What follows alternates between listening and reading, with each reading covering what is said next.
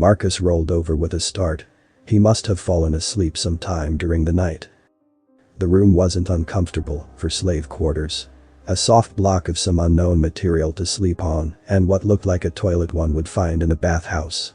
Disgusting that his master should force him to relieve himself under such conditions. But the creature was clearly some new species of barbarian. The Centurion walked over to the opening and peered into it. There didn't seem to be any running water to take the waste away, but he'd had to do worse on campaign. Sighing, he unzipped and pissed on the seat. The urine disappeared from sight. Marcus's eyes widened and he backed away from the hole. Clearly, some evil magic was at work here. This place is forsaken by the gods. Jupiter, Mars, I have served you faithfully for my entire life. I have spilt blood in your names, burned offerings in your temples. Do not forsake me to these heathens. O great Jupiter, they profane your lightning, your symbol of power. Slay the barbarians. Wipe them from existence as blasphemers. But the gods were silent, as they always were. Marcus bowed his head. He was a soldier and a realist, first and foremost. And the pleas of the dying had never moved the gods to action, so why should his? He had harbored some hope though, that the gods would not let such heresy go unpunished. The door to his cell whooshed open. In the hallway, Marcus saw that a dozen other doors had also opened, leading to similar cells. From each door came a monstrosity, the likes of which he had never before seen. Something that looked like a cyclops, with blue skin and arms down to his ankles. A dark red centaur, with long fur over all his body, and… Gods no, Marcus thought and twisted his head sharply. A green figure with snakes for hair. A Medusa, no doubt. Marcus trembled in his cell. The most fearsome creatures ever cursed upon humanity, and they were here, with him. I would sell my mother into slavery for a gladius right now, Marcus thought, disheartened. A frame blocked the light from the hallway. Marcus looked up and snarled, transformed from terrified to furious, in an instant. Creatures from legend they may be, but a centurion of Rome would not go down without a fight. In the doorway stood what could only be Cerberus.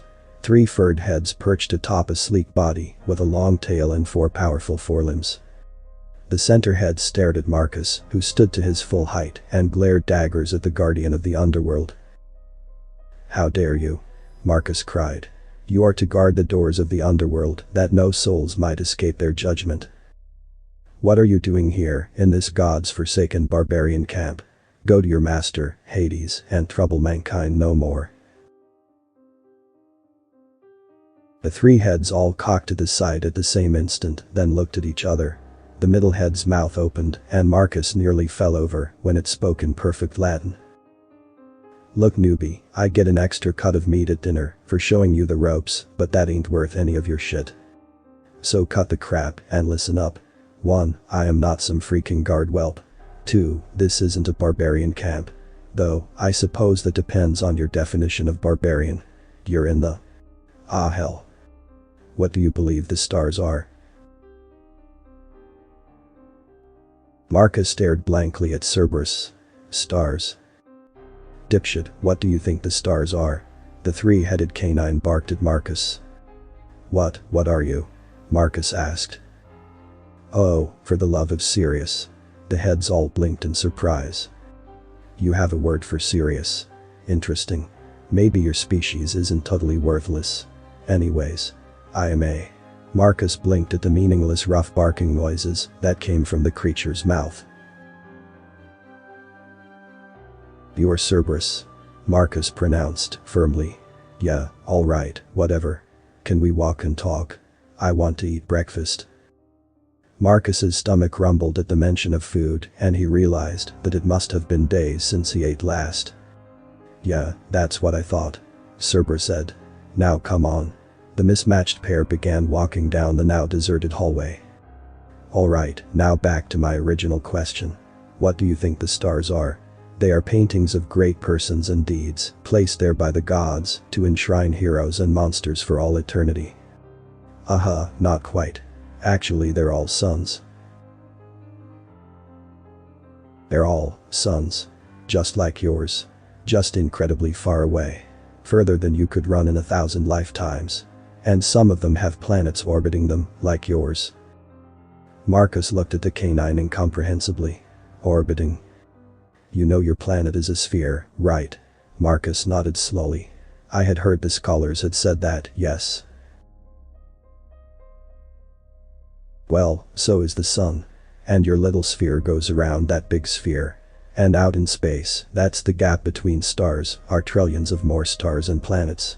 You got picked up from yours, I got picked up from a different one, and everybody else came from somewhere else. But, you said the distances. We go really fast.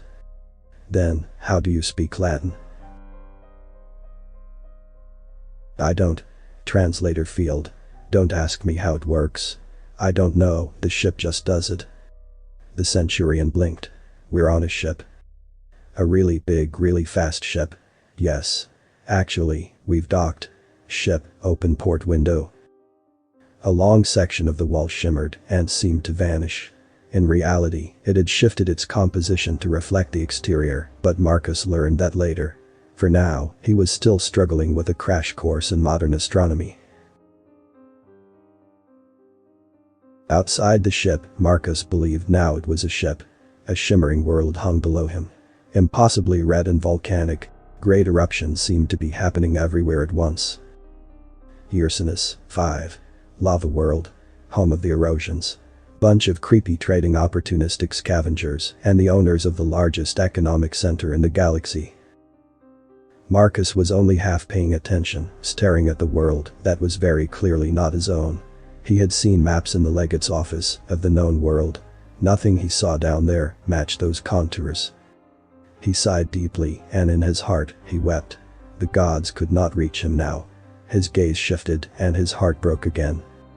None of the stars were where they should be. Heracles, Taurus, Pegasus, all gone. He sighed and turned from the window. Cerberus looked at him and understood. He'd gone through the same thing when he had first arrived on this ship. The guiding light of the great hunters, the souls of their ancestors looking down upon their deeds in the night, none were, as they should be. Come on newbie, let's get you some food. Marcus turned and walked silently, trying to process everything that had happened. Finally, he raised his head and looked forward. If I am to fight as a gladiator for this master of mine, then I shall do so, as befits a Roman. He said flatly. Good for you, new guy. Author's name and the link to original text is in the description. Consider tapping the thumbs up and pressing the subscribe button if you enjoyed this video.